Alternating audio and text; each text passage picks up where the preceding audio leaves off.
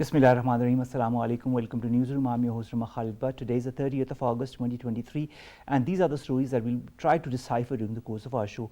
We'll begin with the Interfaith Harmony Conference that was held in Islamabad under the auspices of the Ministry of Religious Affairs and Interfaith Harmony. The conference deliberated upon important issues that relate to the attacks on religious places, desecration of the holy scriptures and the safety of minorities, as well as interfaith harmony. Of course, one of the aims of this conference is to promote unity and cooperation amongst different religions and religious groups as well. This is going to be our first segment, the importance of interfaith harmony in the wake of the incidents that have happened in Pakistan and across the globe. Our second story, ladies and gentlemen, concerns Afghanistan. Now, on Friday, Vladimir Voronkov, who is the head of the United Nations Counterterrorism Office, also briefed the 15-member United Nations Security Council. He presented the 17th report of the Secretary General on the threat posed by Daesh to international peace and security. The fact remains that with the terrorist organizations like Daesh, like others like TTP present within the Afghan territories, it's extremely important that Afghanistan also play a very important role as far as containing or stopping or preventing any such threats from emanating within the Afghan border and also across the Afghan border into different territories. This is going to be our second story. Then we are going to talk about Sayyid Ali Shah Gilani Saab, who had passed away last year on the 1st of September. Now, according to the Kashmir Media Service, the All Parties Hurriyat Conference are calling for a march on Friday, that is the 1st of September, towards the Haidarpura graveyard where Mr. Sayyid Ali Gilani is buried. His services towards the Kashmir movement are many, are numerous, are extremely important, and it is extremely important also on the day of his death anniversary to remember the sacrifices that he made for his people, for the people of Indian illegally occupied Jammu and Kashmir. And finally, ladies and gentlemen, we will be talking about an American man stolen at birth, reunited with his mother 42 years afterwards. And of course, you can see the very tearful embrace that both child and mother are having. 42 years. I am speechless. This is going to be our last story. Let's begin with our first, and that concerns interfaith harmony. Now, there was a very important interfaith harmony conference held in Islamabad under the auspices of the Ministry of Religious Affairs and Interfaith Harmony. To talk more about that, in the studios we've been joined by Professor Dr. Mustafeez Ahmad. He is a religious scholar. Thank you very much, sir, to have joined us. Sir, when it comes to interfaith harmony, do people in Pakistan or other countries understand the importance of it, the importance that our religion also gives to respecting other faiths and religions? Yes, but in fact, we are facing some problems which are related to ignorance about the original teachings of any religion, especially Islam. So, the first point I will focus is the awareness about the true spirit and true essence of Islamic teachings. Even to speak about the other religions as well, all religions speak about the peace, safety and security of people. But especially when we talk about Islamic teachings, the Holy Quran lays down the foundation of this commonalities that قُلْ تَعَالَوْا إِلَىٰ كَلِمَةٍ سَوَاءٍ بَيْنَنَا وَبَيْنَكُمْ. So all religions should come together upon the commonalities and similar points, and they are many. We have many common moral grounds upon which all religions can get together for safety and security and for the welfare of the society. But unfortunately, our education system should also come on front, as our political leadership and especially Prime Minister has declared it, and we had a conference upon interfaith harmony. This is a rightly taken step at the very crucial movement where we see a volatile environment and atmosphere around. So this is very good, rightly taken step. And I think it was very timely also because of what we've seen in the past as well happening in Pakistan and across the globe. Now let's come to Pakistan. Now, for a lot of mobs that come together and then do what they have done, as we have seen in the past in countries such as Pakistan, to dispense quote unquote justice. What does our religion say about mobs handling such issues and doing justice on their own? Now, on one side, we have to give awareness about the religion itself and its teachings. On the other side, we have to give a concept of justice as well, because we are a society in which we long wait for true and justified justice, and we should be having this speedy court system where we can have the punishment and the rewards all together equally, so that the people should be thinking about this, that this is a just and fair society. On the other side, I will say that Islamic teachings are very clear about the mob psyche and mob training. Mob psyche is there, as we know, that all have an emotional attachment to the religion, and this emotional attachment creates some volatile moments whenever it comes to the desecration, and we see that people around get around and they act violently. We should have a proper system to manage the emotional intelligence of people. We will have to have a psychoanalysis of these mobs.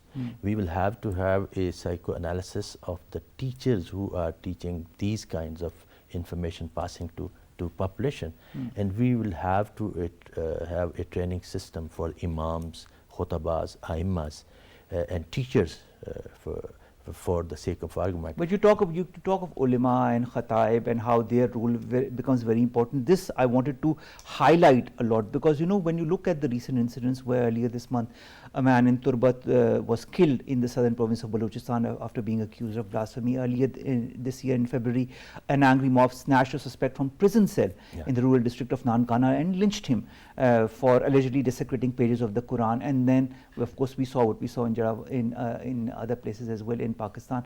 The fact remains that the mob justice, so-called quote-unquote mob justice in Pakistan, has been prevalent, if not very persistent, but it has been there.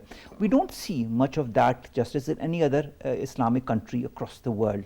Why Pakistan, and how important would be the role of ulama to make people understand through their sermons, whether they be in mosques or otherwise, or through shows, that this is not the right way forward?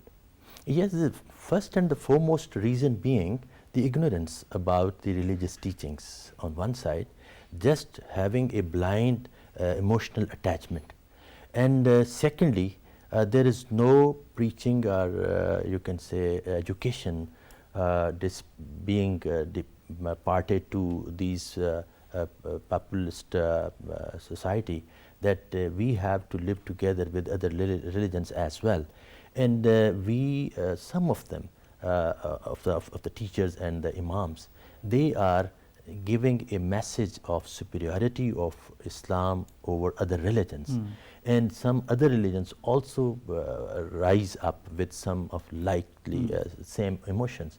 So we'll have to again focus upon the people's awareness and the removal of the ignorance about the true essence and spirit of Islam.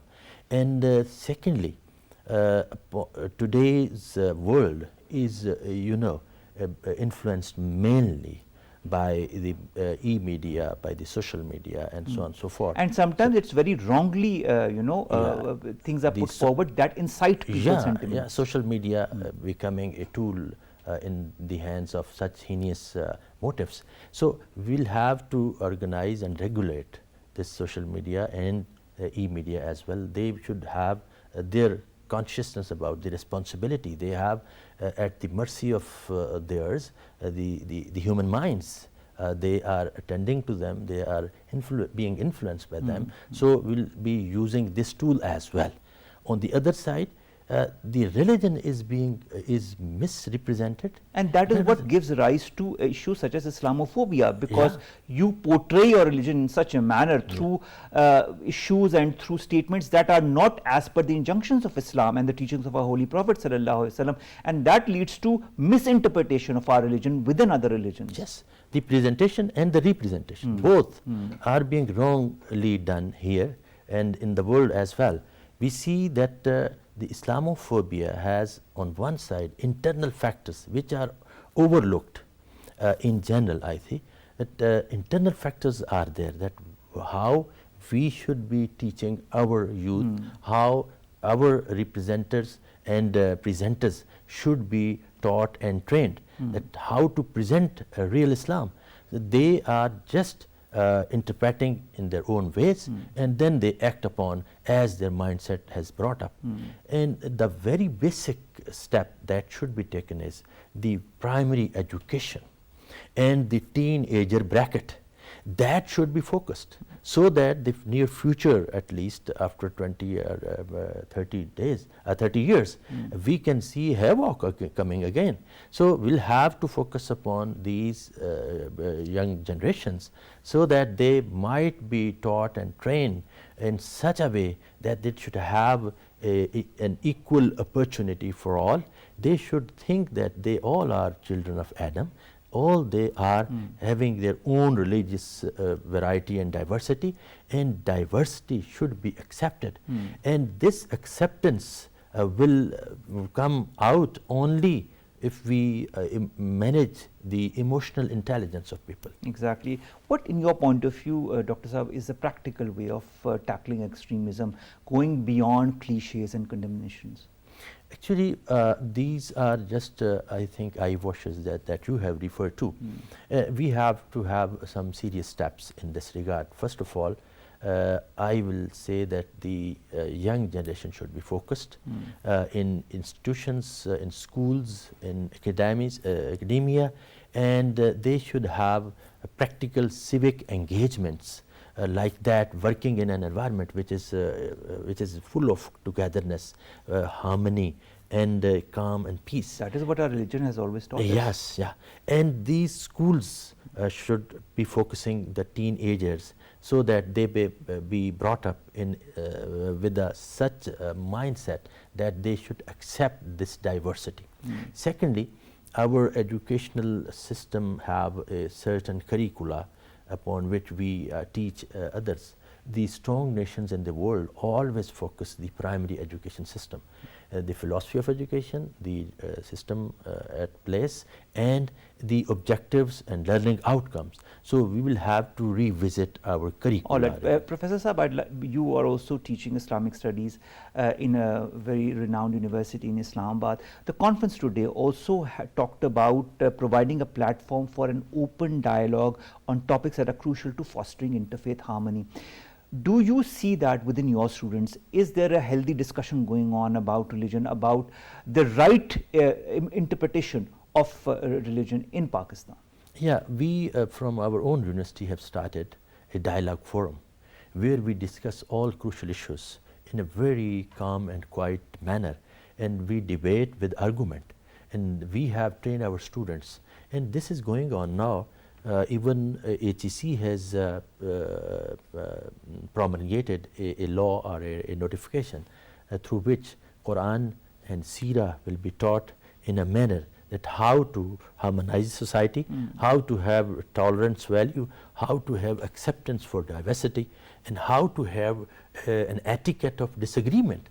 So these are being focused now in courses as well. So universities should be coming on front with these lines to educate their youth. But I will focus again to the primary education, where the mindsets are brought up, where the mindsets are designed, where you can focus and inculcate some values of tolerance, acceptance, and equality, and rightful and the right manner of dispensing justice. Basically, yes. That is also what our Islamic jurisprudence. Now, just one point: we have today in place a new education policy promulgated by HEC for undergrads, and that has an idea of teaching them the law of the land, ideology of Pakistan, and the coexistence and tolerance as well.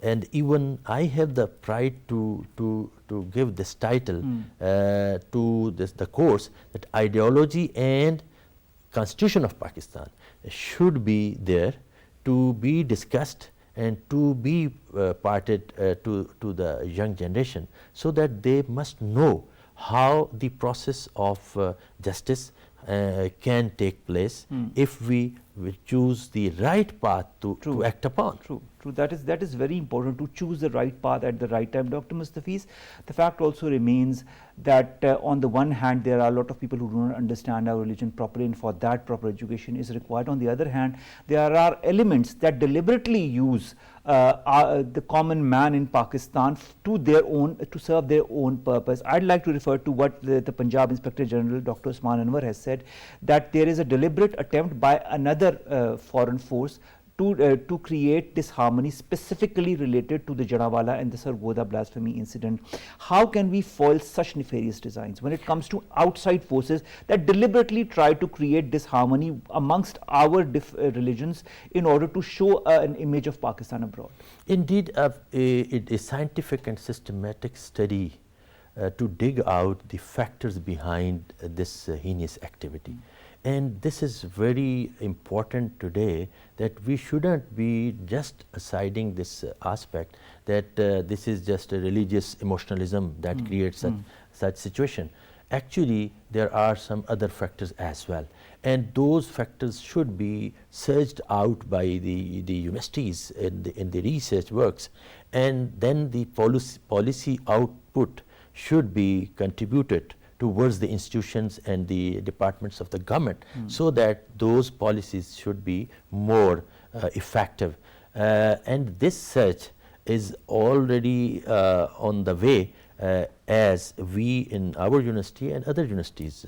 I am member of certain forums in different universities of the country, and we are focusing upon the research areas where we can search out the factors which are destabilizing this society, and how can we harmonize, how can we develop a society that is conscious about the responsibilities as well.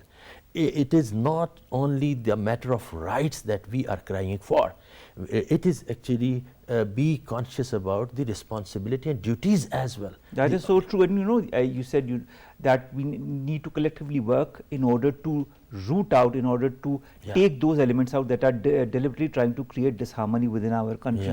I'd like to refer to a report that came before the Jallianwala incident in January of 2022. The Center for Research and Security Studies says that 89 citizens have been killed in 1,415 accusations and cases of blasphemy since independence in the country. What, in your point of view, is our responsibility as a Pakistani citizens, yours and mine, to check this trend? On one side, we have legal aspect that should be more and more effective, and that is the duty of the judiciary. On the other side, the executive, the government, the political leadership. On the other side, we have a moral aspect, and moral aspect applies to all individuals, that everyone should be conscious of it. Everyone should be responsible for it, that I am contributing, whether I am part of the problem or part of the solution. So this is what I have to introspect, and this I, if is being focused, that as a citizen. On the other side, we will have to give an awareness about the civic sense that is being eliminated. I see in youth that they are going against it, or they are becoming indifferent to the civic responsibilities. So we should have talks, debates, discourses, curricula, books, and seminars and conferences like this, so that the civic sense prevails. And also on a local level, in villages, in small towns, where people don't have as much access to maybe media or social media as we do. I think that is very important. You know, I'd also like to understand how the Constitution of Pakistan guarantees the safety and the security of minorities, and how can we ensure these provisions are applied in letter and in principle. I'd like to refer to another report that came out this year by the Center for Social Justice that says that 198 people, of the 198 people that have been accused of blasphemy, 85% of them are Muslims, 9% are Ahmadis, and 4.4% are Christians. Now, coming back to the Constitution of Pakistan, how can we apply what the Constitution says about ensuring the rights of the minorities in letter and principle? Now, on one side, the Constitution should be taught. It should be given a way to be more effective in you can say in institutions.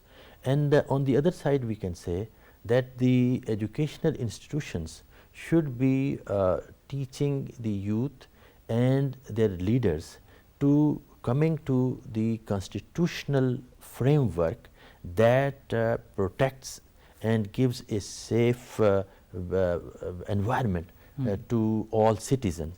The other point I will focus is that we should have discourses and debates on media as well, media channels, and these talks should actually disseminate not only the hot debates, the crucial issues, the sensational points, but general information about what our religion teaches, that what are the basic injunctions of Islam and how we need to apply them in the same principle. But you know, as a last question, Dr. Saab, you talk of the role of media and doing more programs. We are doing one right now as we speak. This is very good. How important is the role of radio as well? Because in small villages and towns, people might not have, they have access to PTV, but they might not have access to a lot of private channels. How important would the role of radio be, the FM radio or the normal radio Yes, stations? this communication is very, very important. This is a whispering into the minds, and this is very important media today, even in the far-flung areas. But the majority of the individuals who are actually who matters, they are influenced by social media more than radio. True. So and that is why also we need to evolve policies that go in the right path as far as the right information being propagated on social media, but that will be a long way to go nevertheless. Thank you so very much, Professor Dr. Mustafeez, a religious scholar, to have come all the way to the studios and to have talked to us about interfaith harmony and the importance of interfaith harmony and respect of other cultures and religions in this day and age across the world, including in Pakistan. Thank you very much, sir, to have joined us. Let's come to our second segment, ladies and gentlemen. Our second segment concerns Afghanistan. Now, the head of the United Nations Counter-Terrorism Office has briefed a 15-member United Nations Security Council after having presented the 17th report of the Secretary General on the threat posed by Daesh to international peace and security. We've been talking about that many a times, but now this is gaining a new momentum. More in the following report. Pakistan is grappling with an increase in militant attacks emanating from across the border. Today's terrorist threat is more ideologically diverse and geographically diffuse than that of 2 decades ago. In a recent report, the UN Security Council's Counter-Terrorism Committee classified South Asia as a high-threat region, with several states suffering attacks. According to discussions held in the UN Security Council recently, the multilateral body's counter-terrorism experts have raised the alarm about NATO-caliber weapons ending up in the hands of ISK through the TTP. The United Nations experts have rightly pointed out that these weapons pose a serious threat in the conflict zones and neighboring countries. Earlier, a US-backed broadcasting service, Radio Free Europe, claimed in its latest report on the situation that militants who carry out the attacks inside Pakistan have obtained US weapons left behind in Afghanistan. When the United States pulled its forces from Afghanistan in 2021, it left behind around $7 billion worth. When the United States pulled its forces from Afghanistan in 2021, it left behind around $7 billion worth of military equipment and weapons, including firearms, communications gear, and even armored vehicles. In a recent statement, Pakistan's ambassador to the United States, Masood Khan, said that the banned Tehreek-e-Taliban Pakistan and other militant groups are using the weapons left behind the U.S. troops for attacking targets in Pakistan. According to the Pakistan Institute for Conflict and Security Studies, Pakistan saw a staggering 79% increase in militant attacks during the first half of 2023 compared with the corresponding period last year. Now, to discuss that in detail, we've been joined online by Brigadier Retired Babar Alauddin, Senior Analyst. Thank you very much, Brigadier Saab, to have joined us. Brigadier Saab, when you look at this report that was presented to the United Nations Security Council, it brings to the forefront the importance of terror outfits that are using the weaponry that was left by the United States when it exited Afghanistan. This novel terror threat, whether it be by Daesh or TTP or the ISIK or ETIM, is it more complex than we esteem, and how can we combat it? Thank you very much for just inviting me to your program. I would say that it's even more complex because, you see, in Afghanistan, the situation is already very, very complex. After that, very, I would say, hasty withdrawal by the Americans 2 years back. Once the Americans were withdrawing, even at that time, points were being raised that the way they are withdrawing, they are going to leave this situation in Afghanistan even more complex. Now, you see this report, and even before this report, there have been other reports coming in that once the Americans were leaving, there were certain weapons, the equipment which Americans were using. Since they left in haste, it was not planned. They did not even think that what is going to happen after they're going to leave Afghanistan in further turmoil. With a weak government in Afghanistan, the warlords and the groups, militant groups, now you can't just rule out this fact that the weapons they are using. And since some of these militant groups, they are conducting attacks within Pakistan, especially TTP and even ISIS recently, they carried out a very, I would say, it was a very, very dangerous attack which they carried out in Bajar. There are more than 40 people there, they shahadat, and more than 100 were injured. So the way they are conducting these attacks, and there are reports that some of the equipment which the Americans were using, these outfits, they have those equipment because otherwise it's very, very difficult to maintain these militant groups, because it's very difficult to get these weapons from somewhere else. So this report can't be ruled out. After this report, the world community needs to sit down and seriously look at the concern Pakistan has been raising regarding these militant outfits, because these militant outfits, they've been mainly targeting Pakistan. Although Taliban have been denying it, they've been denying it outrightly, despite the fact that Pakistan has been giving them proofs.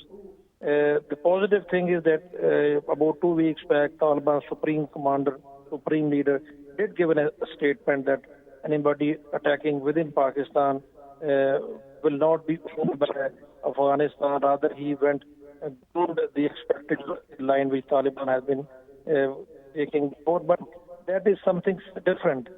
The point which you have raised is very, very serious, and these weapons and these equipment are being used by these militant groups, and Afghanistan has to look at it very, very seriously, because it raises further concerns about Afghanistan itself, which the world community has been just expressing through various forums. And if Afghanistan's government doesn't take these informations seriously, there are going to be problems for themselves, for their own security of neighboring countries like Pakistan. Now, Brigadier Saab, in the wake of a recent report by Radio Free Europe also that talks about the same weaponry that has been used by the TTP, also by the Baloch separatist groups, and then the amount, $7 billion worth of military equipment, weapons, including firearms, communication gear, armored vehicles. How can countries like Pakistan, with other countries in the region, even with the United States, move forward in order to curtail as much as possible the use of such weaponry? Especially the United States, they have to support Pakistan, they have to stand with Pakistan, they have to seriously take our concern very seriously. Pakistan, if these militant groups, they are not stopped, they are not curtailed, they are not defeated, as a matter of fact, their activities are going to be a major security threat, not only for the region, for countries beyond the region. So such a huge weaponry, such a huge amount of equipment which the American left back without any planning, without really thinking that where this equipment is going to go, fell into the hands of these militant groups, because, after the Americans' withdrawal, there was hardly any government in Afghanistan. Even now, the Afghanistan's government does not have control in so many areas of the country. The weak central government, there are still pockets which warlords are holding on, and they are having these weapons, they are using these weapons, and some of these groups are even conducting their attacks within Afghanistan. In recent past, you must have seen even some of the mosques in central Afghanistan being attacked by ISS and ISK, and what to talk about these attacks which they have been conducting within Pakistan. So, the world first of all has to acknowledge Pakistan's affair, have to stand with Pakistan, and have to devise a strategy and have to put further pressures on Afghanistan's government that these groups have to be countered, they have to be stopped, they have to be curtailed, they have to be, as a matter of fact, defeated. And even if one government can't alone do it at their own end, the world has to devise a strategy and take it very seriously, because this is something which may turn into an even major threat if it is not taken seriously by the world. That I totally agree with you on that, Brigadier Saab. Now, the fact remains that the United Nations Security Council in its latest report also says that the takeover by the Afghan Taliban has emboldened parties, terrorist organizations such as the TTP. In the wake of also the reports that talk about them using the latest weaponry that was left by the United States of America, the role, despite being a weak one, as you said, because the government, you said the central government is weak at certain parts, it's not all over Afghanistan that they are wielding control, but nevertheless the importance of the Afghan Taliban and its interim government is extremely pertinent in this case whatsoever. How can the Afghan Taliban, in your point of view, stop this transnational terrorism from continuing? I understand that there was a decree that was also taken out by the Supreme Leader, but the fact remains, has that been applied in letter and principle? I think still not have totally applied, because there haven't been, I think, reduction in attacks in last few days. We have seen attacks in erstwhile FATA, we have seen attacks in Balochistan. There have been strong nexus between the Baloch separatist organizations and the TTP and ISIS. So, as far as this thing is concerned, the Afghanistan's government, I think in certain areas have to be supported by the international community also, because if you just leave it to them, it's beyond their capability. They will continue to deny, as their spokesman even denied this report, and they have just termed this report as false, as a propaganda against Afghanistan's internal government. So in certain cases, in some term, in some form or the other, Afghanistan's government has to be supported in this particular aspect, because if they are not supported, if they are left at their own, they won't be able to control it, and this threat is going to go across Afghanistan, across region. And before it happens, I think they have to sit down, at least on this aspect, with Taliban's government and just see how it can be controlled, how it can be curtailed. And on this particular aspect, I think the world community, especially now, where one very important aspect is regarding the United States. Their responsibility lies with them, because I think it was very irresponsible where the Americans withdrew from Afghanistan in haste, leaving the country, leaving the situation just nowhere, and they left leaving behind these weapons. So this is the biggest responsibility of the U.S. administration, U.S. government, to take stock of these things and just sit with Pakistan, sit with Afghanistan's government, and see how to curtail these things and how to stop these organizations from using this very, very dangerous weapon. Brigadier Saab, our Chief of the Army Staff, General Asim Munir, also recently said that the involvement of Afghan nationals in terrorism incidents in Pakistan is detrimental to regional peace and security. In your point of view, we are of course responding in a very effective manner, but in your point of view, what should be Pakistan's strategy to respond to terror threats that emanate from our neighborhood country of Afghanistan? You see, there are two ways of dealing with it. One is dealing with it militarily, that we're doing very effectively, we're doing very professionally. Alhamdulillah, Pakistan Army and security forces, they are doing all what is possible to defeat this threat. They are sacrificing their lives, and they've been able to curtail this thing. But as Chief of the Army Staff said, this threat emanating from Afghanistan is to be dealt in other ways and means also, that is diplomatically. And while once Pakistan says the international forum that further isolating the Afghanistan government is not going to solve the problem. Since Pakistan is the most affected country being neighbor of Afghanistan, so I think Pakistan will continue to raise this issue at the international forum. The situation in Afghanistan is volatile. It is to be taken very seriously. Pakistan is handling it out militarily as far as the attacks on Pakistan, within Pakistan territory is concerned. But this menace, this issue, this problem, this threat has to be, addressed permanently. And for that, it can't be done single-handedly by Pakistan. It has to be done in cooperation, in coordination with the Afghan interim government, whatever it is. This is a reality.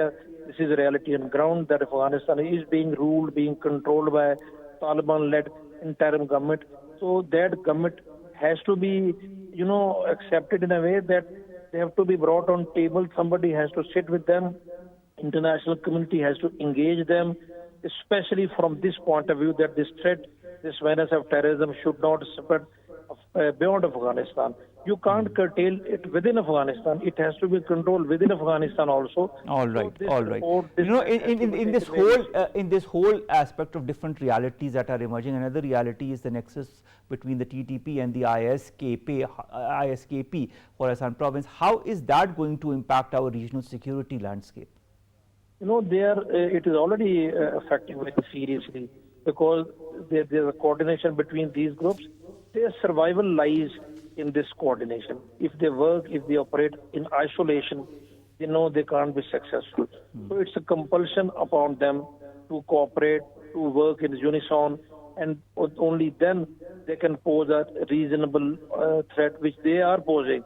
So their nexus has to be broken, and it can only be broken by, I would say, a combined effort as far as militarily is concerned, and combined effort on diplomatic fronts, because you can't go inside Afghanistan and operate. You can do to a limit, but naturally it's an independent country. So as I said earlier, United States has to lead this effort at the international level. They have to support Pakistan, they have to cooperate with Pakistan, and at the same time, they have to negotiate in some way or the other with the Afghan interim government. Only then this issue can be resolved.